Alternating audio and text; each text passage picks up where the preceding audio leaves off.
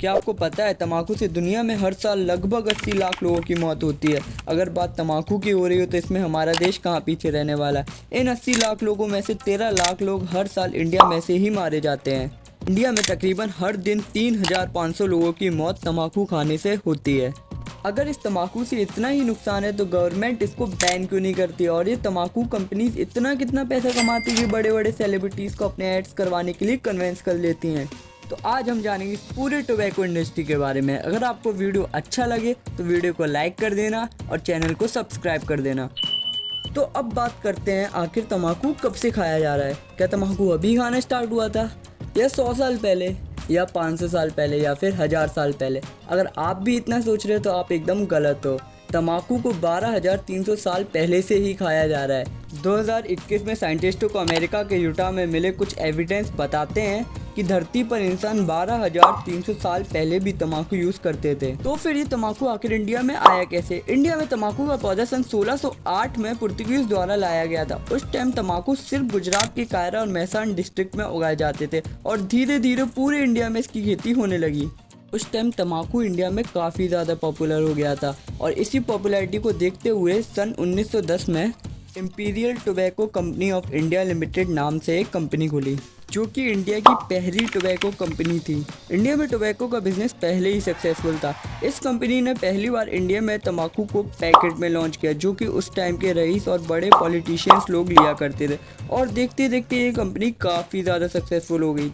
अब बात करते हैं आखिर ये टोबैको इंडिया में बैन क्यों नहीं होता है। इंडिया दुनिया का 12वां सबसे बड़ा टोबैको एक्सपोर्टर है, जिससे इंडिया को हर साल $911 मिलियन का फ़ायदा होता है और ये टोबैको इंडस्ट्री इंडिया में 42,000 करोड़ की है। अब आप सोच ही सकते हैं इससे इंडिया को कितना टैक्स मिलता होगा। ओवरऑल टोबैको इंडस्ट्री इंडिया के लिए एक प्रॉफिटेबल बिजनेस है। अगर इंडिया को टोबैको से प्रॉफिट हो रहा है तो इसका मतलब ये नहीं कि इंडिया टोबैको को प्रमोट करता है। इंडिया टोबैको को बिल्कुल भी प्रमोट नहीं करता। यहाँ तक कि इंडियन गवर्नमेंट ने तो टोबैको पैकेट्स पे वार्निंग लोगो लगाना भी कंपलसरी कर दिया है और टीवी एड्स पर भी बैन लगा दिया है। अब आप कहोगे फिर ये क्या है। बस यही ब्रांड्स अपना मास्टर स्ट्रोक्स खेल जाते हैं। इंडिया ने टोबैको के ऐड पर बैन लगाया था तो इन ब्रांड्स ने अपने पैकेट से टोबैको निकाल दिया और सिर्फ पान मसाला ही इन पैकेट्स में आता है और टोबैको अलग से देना चालू कर दिया।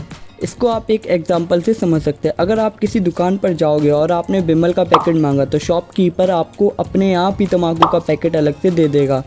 और यहीं ये सेलिब्रिटीज़ भी यही बोल के बच जाते हैं कि हमने कब टोबैको को प्रमोट किया, हम तो बिमल इलायची का प्रमोशन कर रहे हैं, जबकि इनडायरेक्टली टोबैको को ही प्रमोट कर रहे हैं।